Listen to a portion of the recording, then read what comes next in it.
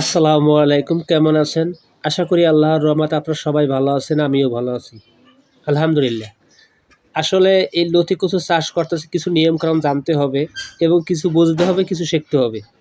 ভাই অনেকে বলে যে ভাই এইটা নিয়মকানুন না যদি আপনি জানেন তাহলে অবশ্যই আপনি আপনি সফলতা পাবেন। আসলে কথা বাস্তব কথা ঠিক আছে, কিন্তু আমার কথা হলো এটা ভাই, যারা নতুন মানুষ তারা কি এই জাত চাষ করবেন? অবশ্যই করবেন।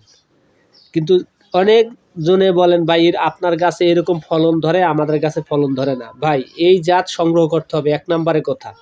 দুই নম্বরে আপনার কিছু নিয়মকানুন আছে, এই নিয়মকানুন মাইনে চলতে হবে। ভাই বাংলাদেশের ভিতর অনেক অনলাইনে কিন্তু চারা বিক্রি করে।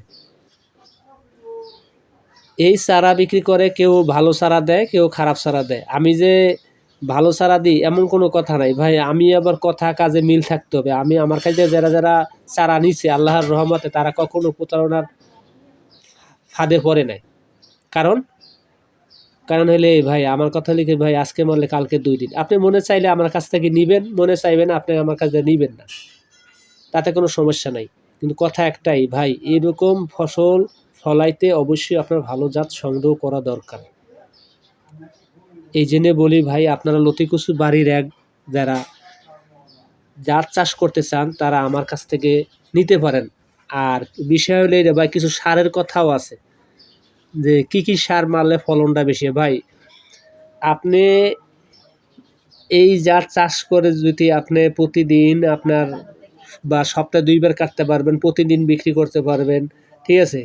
কিন্তু আপনার জাত যদি আপনার ভালো না হয়, কখনো আপনি সপ্তাহে মাসে একবার বিক্রি করতে পারবেন না, ঠিক আছে। আর আপনার কিছু পানির বিষয় আছে বা কিছু জায়গার বিষয় আছে, এগুলো ভাই আগে আমি সবসময় আমার চ্যানেলে যদি ঢোকেন সর্বধরনের ভিডিও দেওয়া আছে। আপনারা অবশ্যই আমার চ্যানেলে যদি ঢোকেন তাহলে আপনার সর্বধরনের ভিডিও পাবেন, ঠিক আছে। তো আপনারা চাইলে আমার কাছ থেকে নিতে পারেন। আর একটা কথা বলি ভাই, আপনারা যে জায়গাটায় এই পণ্যটা লাগাবেন, এই জারটা লাগাবেন, অবশ্যই সেই জায়গাটা আপনি মনে চাইলে পানি দিবেন, মনে চাইলে বন্ধ করে রাখবেন, ঠিক আছে। উল্টা পাল্টা যদি আপনি মনে করেন না আমি এই জাত লাগাইলে আর কিছু দরকার নাই আমার, তাহলে কিন্তু ভুল জগতে আছেন।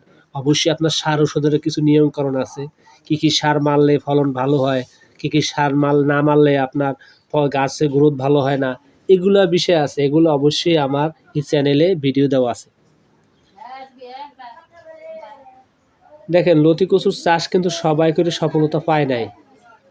কীরকম? সবাই এই জাত নেন নাই, অনেকে বাজে জাত নিয়ে পরে আপনি চাষ করে সফলতা অর্জন করতে চান, আসলে ভুল। আপনার এই জাতটা আগে সংগ্রহ করতে হবে। এই জাতটা কে বেছে দেন? বাংলাদেশে কিন্তু এখন অহরহ ইউটিউবে কিন্তু সবাই লতি কচু বাড়ির এক কই চালাই দিতে আছে। আজও কি এক?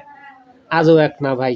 এই যে পানিটা দেখেন, এই পানিটা কিন্তু বৃষ্টির পানি। বৃষ্টির পানি যদি থাকে কখনোই আপনার ক্ষতি হবে না, উপকার হবে। তবে হ্যাঁ, সাবধান, এখানে যদি রৌদ্র আসে অবশ্যই রৌদ্র ঠেকানোর জন্য পানিটা পুনরায় আপনার ফালাই দিতে হবে, বা সিসা দেন বা যে সারাই দেন, পানিটা নামিয়ে যায়, এগুলো কিন্তু আপনার অবশ্যই দরকার, ঠিক আছে। তো কথা আর বাড়াবো না। আমার কথা ও কাজে যদি ভুল ত্রুটি হয়ে থাকে ক্ষমা দৃষ্টিতে দেখবেন। আর যারা লতি কচু বাড়ির চারা নিতে চান তারা আমার কাছ থেকে নিতে পারেন। আসসালামু আলাইকুম, আল্লাহ হাফেজ।